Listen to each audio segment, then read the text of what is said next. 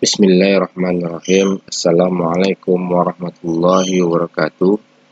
Puji syukur kepada Allah Subhanahu wa taala, pada kesempatan hari ini kita dapat diberikan kesehatan, nikmat iman hingga kita bisa menjalankan aktivitas kita sehari-hari. Selawat dan salam tak lupa pula kita panjatkan kepada junjungan alam Nabi besar Muhammad SAW dengan mengucapkan Allahumma sholli ala Muhammad wa ala ali Muhammad. Semoga di akhir zaman nanti kita dapat syafaat dari beliau. Yang saya hormati, saya sayangi mahasiswa hukum mata kuliah Hukum Lembaga dan Keuangan Syariah. Saat ini saya akan membahas materi ke-8 ya, terkait mengenai perusahaan pembiayaan syariah. Adapun pembahasan tentang perusahaan pembiayaan syariah ini, saya akan bahas tentang pengertiannya perusahaan pembiayaan syariah, pendiriannya, pengelolaannya, dan pengawasan. Yang terakhir adalah pengembangan perusahaan pembiayaan syariah. Baik,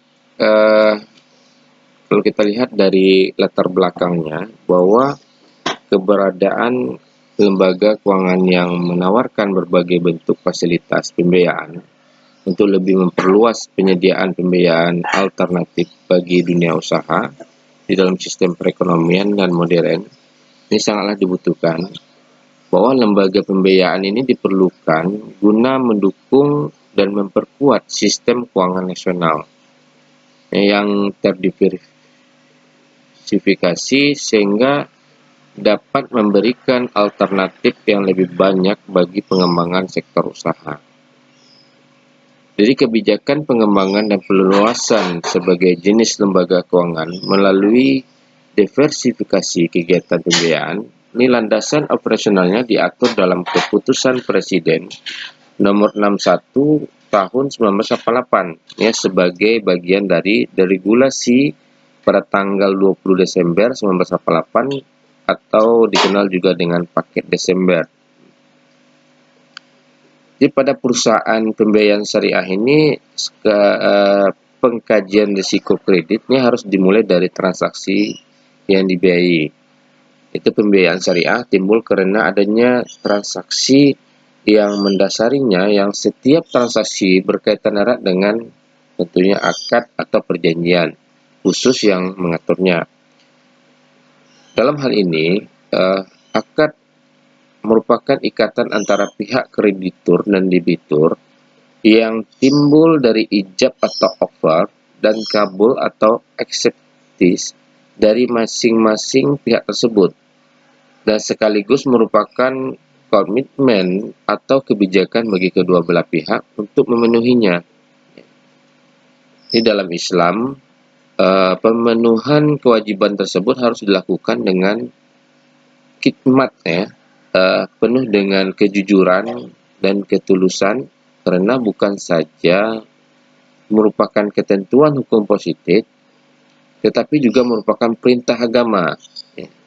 Kegagalan atau kelalaian dari masing-masing pihak untuk memenuhi kewajiban atau komitmen ini menimbulkan risiko bagi salah satu pihak. Bagi perusahaan pembiayaan syariah, risiko yang timbul dari pihak nasabah yang tidak memenuhi kewajibannya atau komitmennya berdasarkan suatu akad merupakan bentuk risiko, termasuk risiko kredit atau pembiayaan yang harus dikaji dan dihadapinya. Ya. Kalau kita lihat dari pengertian risiko kredit ini adalah kegagalannya salah satu pihak untuk melakukan pembiayaan juga dapat berlaku pada risiko yang dihadapi oleh perusahaan pembiayaan syariah maupun bank syariah. Ya. Jadi menurut Khan dan Ahmed, risiko kredit ini pada pembiayaan syariah adalah dalam bentuk risiko penyelesaian atas penyerahan barang. Misalnya dalam akad salam atau istisna atau penyelesaian pembayaran yang tertunda atau penjualan atau penyewaan barang, misalnya dalam hal akad murabaha atau ijarah, ya, atau muncul ketika salah satu pihak dari transaksi bisnis harus membayar uang sebagai hasil usaha, misalnya pada akad mudharabah, ya, sehingga memungkinkan timbulnya kerugian apabila pembayaran atau penyerahan barang itu tidak terlaksana.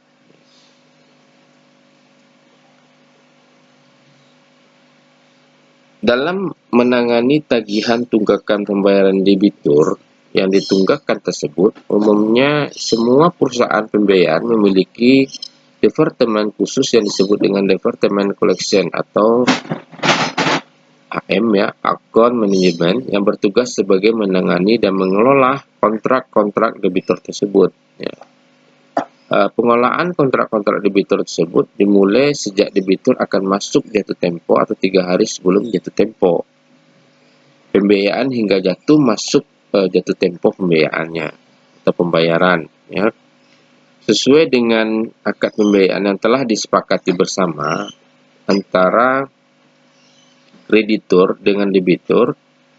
Ini seperti yang tertuang dalam pasal 5 tentang uang prestasi, telah menjelaskan bahwa jika pihak kedua atau debitur lalai atau gagal melakukan pembayaran berdasarkan tanggal jatuh tempo yang telah disepakati, maka tindakan tersebut adalah tindakan uang prestasi, ya. Jadi akibat hukum yang timbul dari tindakan tersebut membuat perusahaan ini memberlakukan sistem denda atau ganti rugi kepada debiturnya. Jadi hal ini dimaksudkan untuk mendidik debitur jika debitur melakukan tindakan uang prestasi dalam bentuk gagal bayar, walaupun pada prakteknya tidak semua perusahaan pembayaran syariah menjadikan denda atau ganti rugi sebagai profit, melainkan sebagai denda sosial termasuk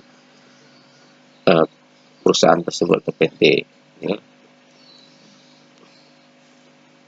Kalau kita tarik pengertian dari perusahaan pembiayaan syariah, perusahaan pembiayaan itu adalah badan usaha di luar bank dan lembaga keuangan bukan bank yang khusus, ya, yang didirikan untuk melakukan kegiatan yang termasuk dalam bidang usaha pembiayaan. Jadi secara umum, perusahaan pembiayaan ini berfungsi menyediakan produk yang berkualitas dan pelayanan yang profesional untuk menjamin kesetiaan pelanggannya. Jadi pemanfaatan sumber daya yang ada secara maksimal untuk memperoleh revenue yang dapat memberikan kontribusi bagi pemegang saham dan kesejahteraan bagi karyawannya. Jadi perusahaan pembiayaan selain berprofesi menggunakan sistem konvensional juga dapat melakukan pembiayaan berdasarkan prinsip syariah, ya. Sedangkan pembiayaan berdasarkan prinsip syariah ini adalah pembiayaan berdasarkan persetujuan atau kesepakatan antara perusahaan pembiayaan dengan baik pihak lain yang mewajibkan pihak yang dibiayai untuk mengembalikan pembiayaan tersebut dalam jangka waktu tertentu dengan imbalan atau bagi hasilnya.